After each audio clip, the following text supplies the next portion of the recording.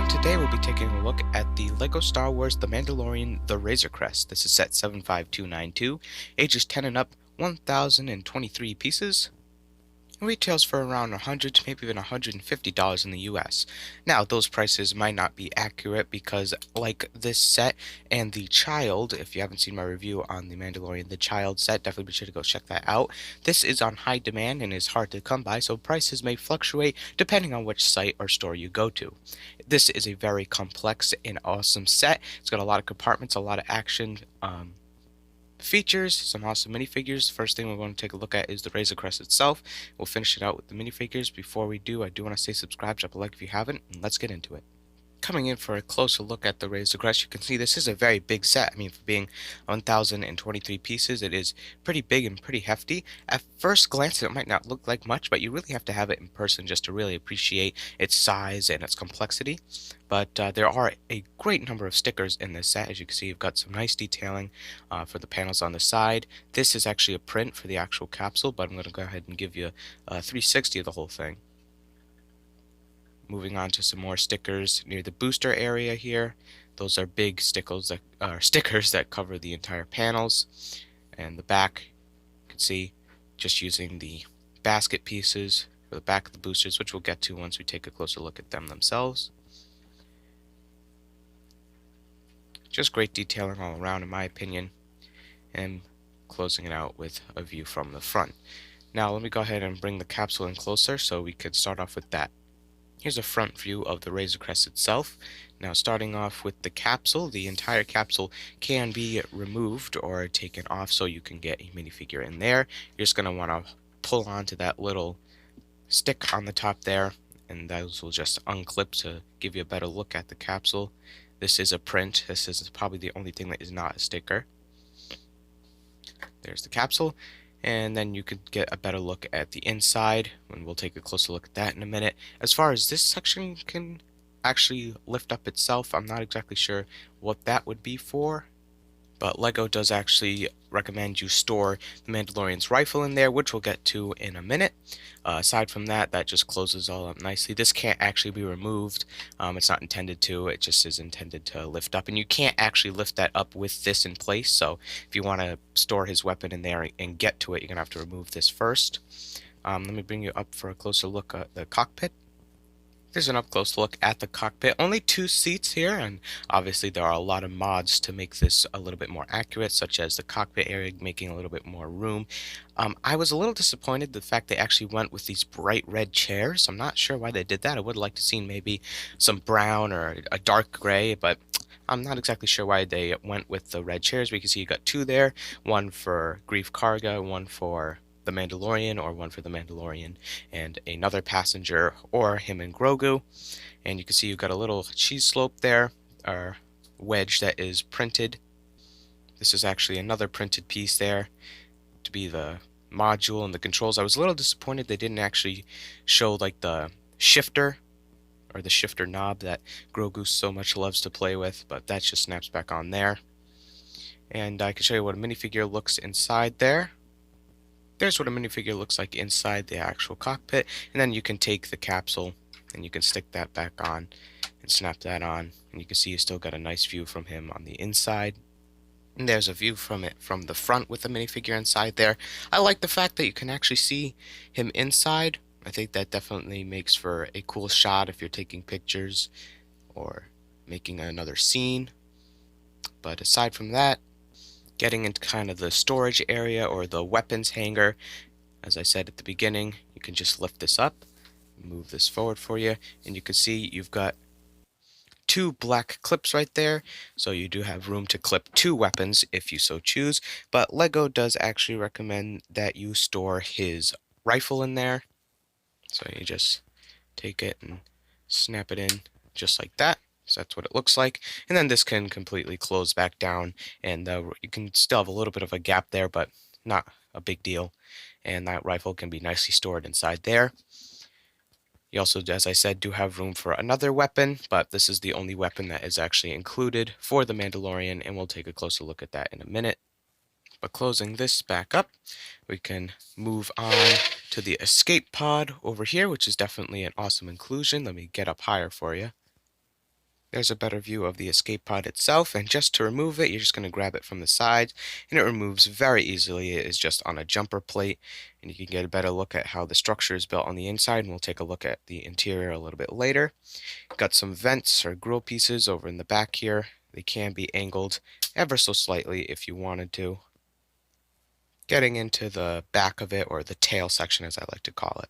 And we're just going to take a quick look at the escape pod itself. There's a better look at the escape pod itself. Now they do actually show Grief Karga inside there on the box. They actually recommend him being in there. I don't exactly remember that, or I don't exactly remember the Razor Crest ever having an escape pod, but I think it's a cool inclusion despite it. And to get inside there, you can see you got the little porthole where the figure will look through it, and kind of where the exhaust or the blast will come out from in order to propel it forward. And overall, very simple build, very sturdy. It's not very spectacular or intricate or anything like that. And then you have these little two things that could be blasters or guns or something that can be angled ever so slightly.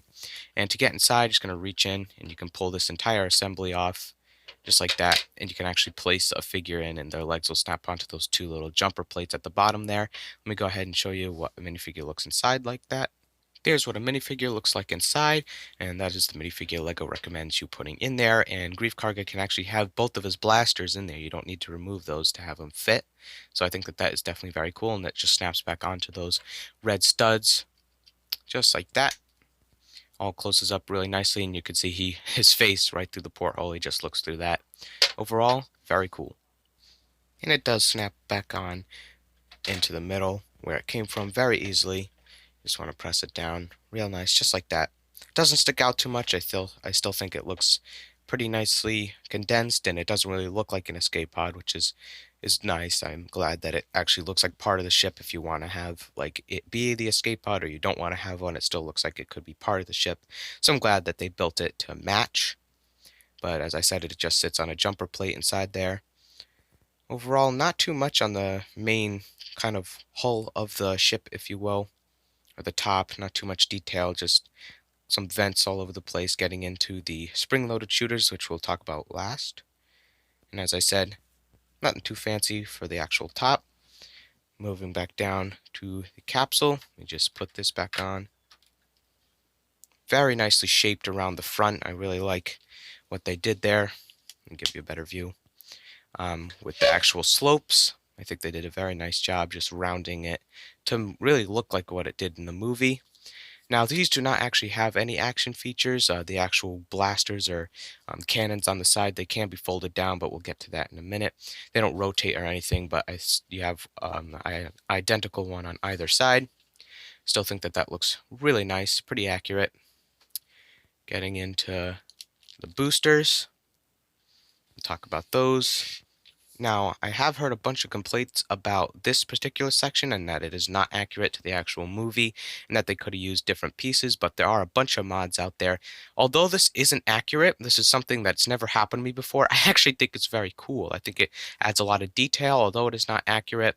I still think they are pretty cool. These are all individually made, and yeah, they actually clip on to this assembly, this whole booster assembly that you build separately. They can be angled up ever so slightly if you wanted to, or closed down around the main center, and that is identical on either side.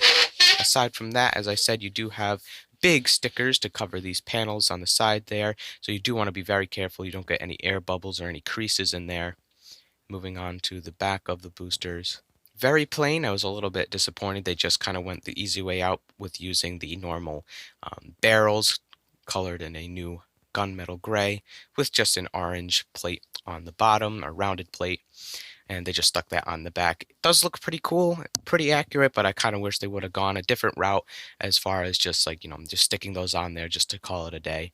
But as I said, identical on either side, so there's no differences between the two. But definitely does look nice when you take a look at it from the front. They look very nice. I think that they match up pretty good, obviously. I think they're just the right height and definitely makes for an awesome ship. Now let's get into the interior. As I said at the beginning, got a lot of nice stickers over here to kind of represent some wear and tear and kind of the stripes that were on the side of the Razor Crest.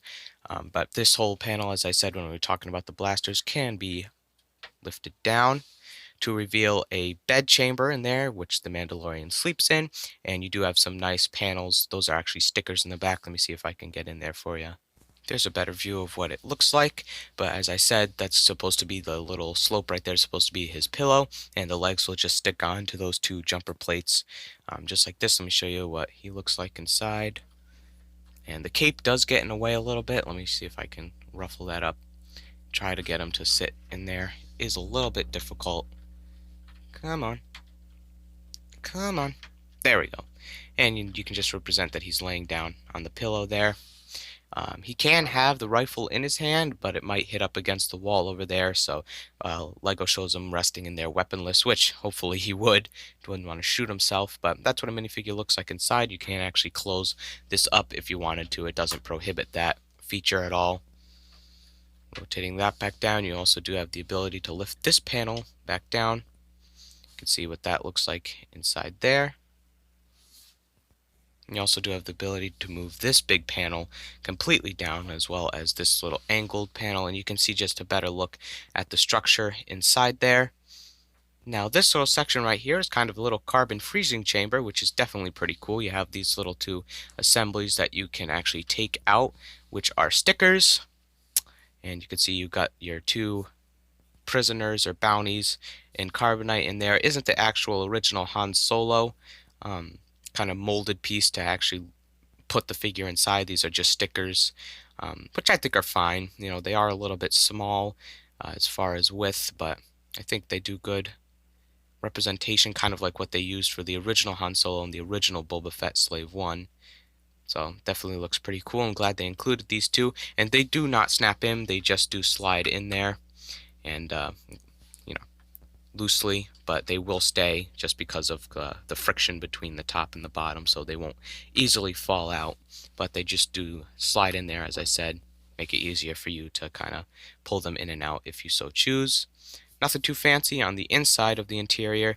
Moving around to the back or the tail, you can see you got a little bit of detailing up on the top there, such as the studs and the vent there.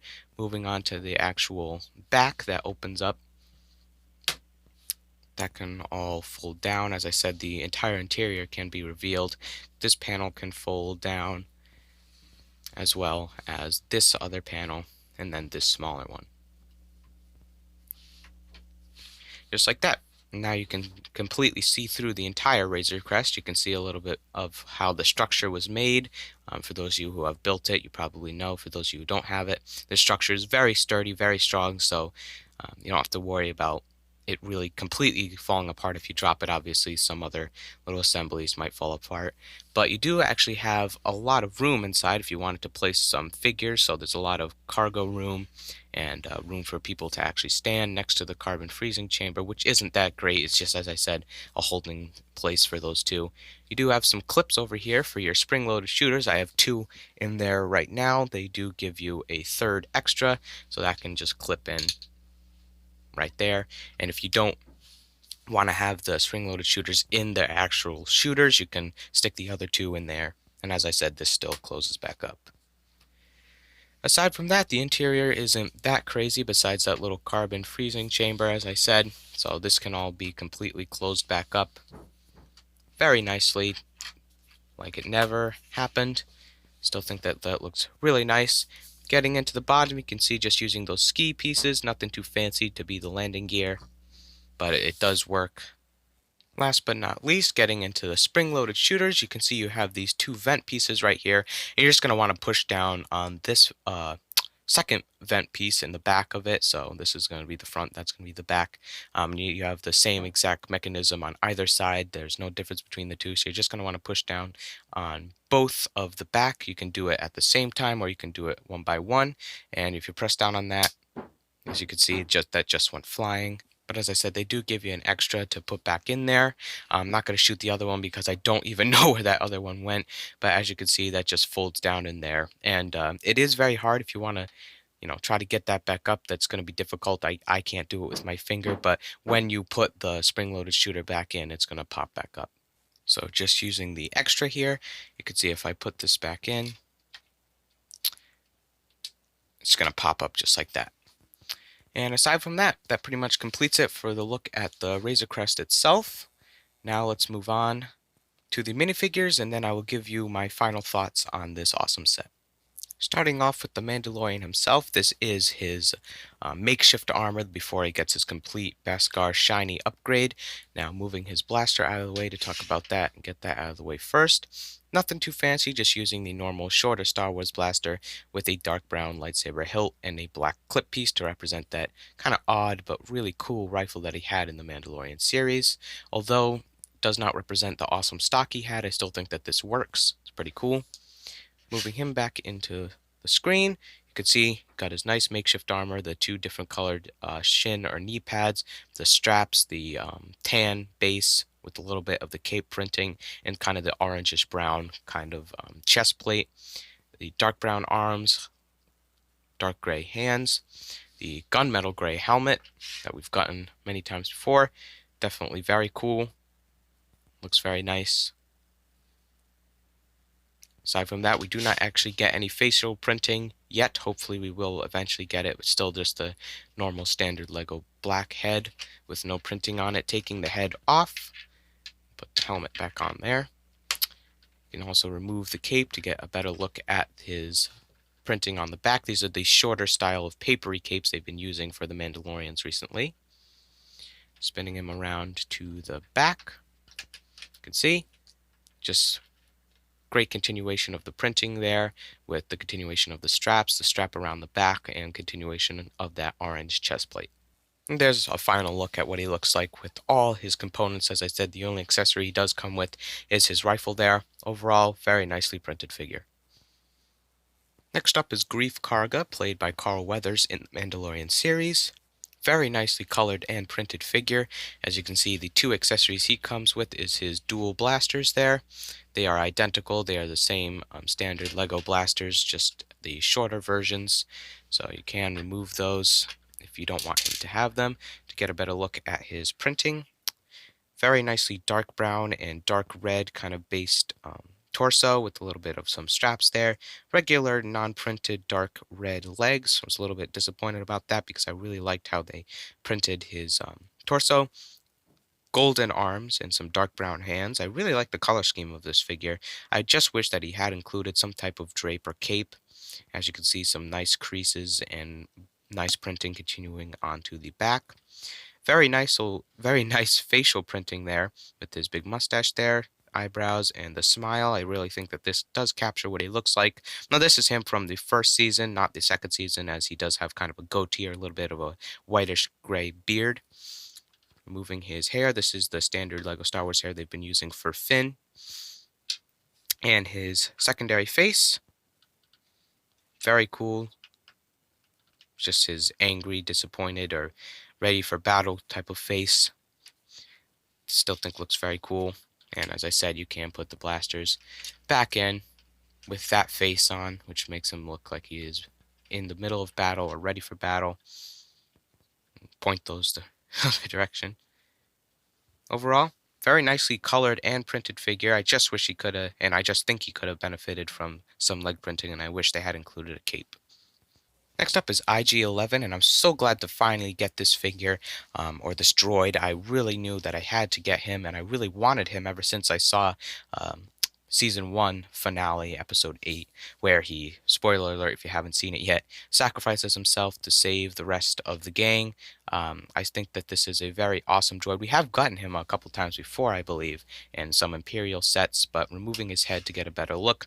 This cylinder on the top is very nicely printed to represent all the modules and the little eyes and the detailing there. And it is just on a cone piece to represent that big oblong head onto a clip piece, connected onto a regular battle droid torso done in a nice dark gray.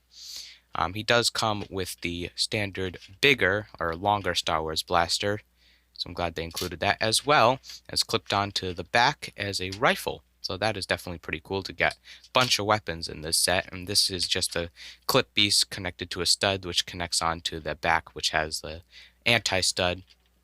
So it does stick out a little bit.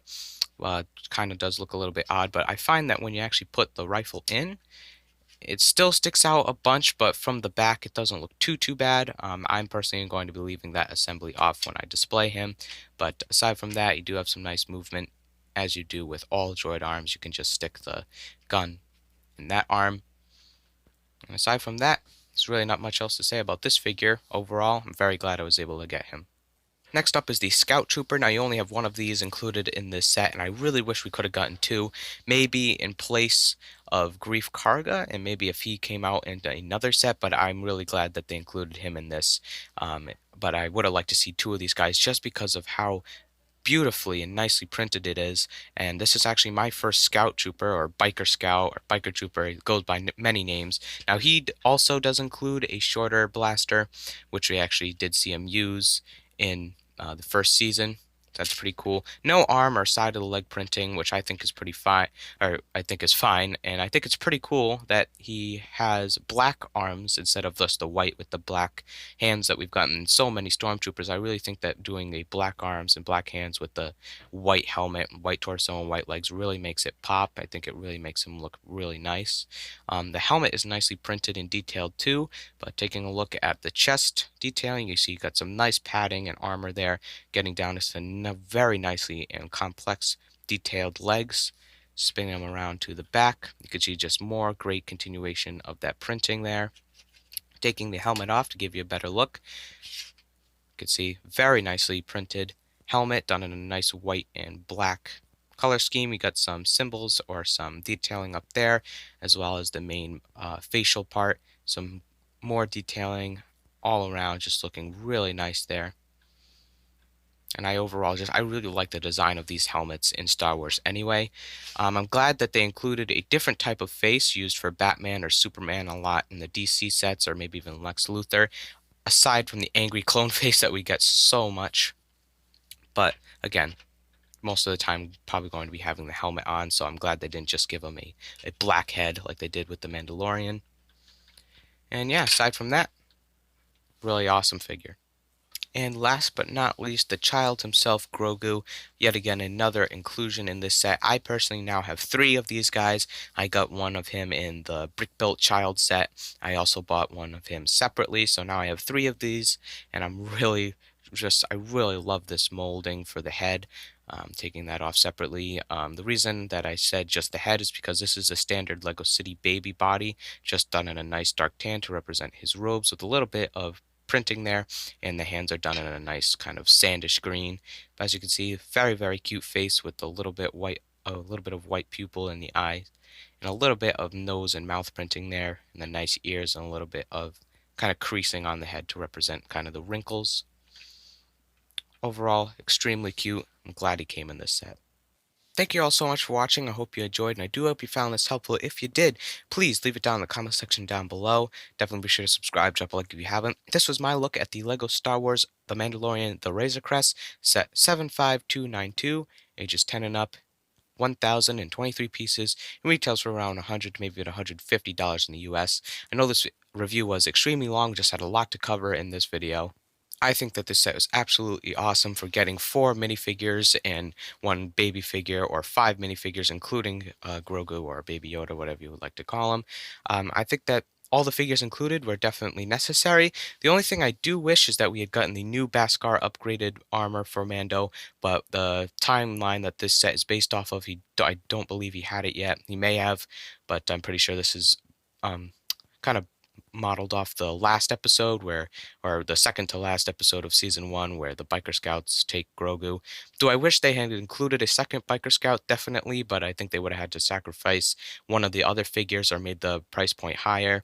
Do I think they could have included a small speeder bike? I really would have loved to see that. Maybe just take out a little bit of detail from the Razor Crest, but I'm kind of glad they just went all into the Razor Crest so we could get a really nicely designed and detailed set.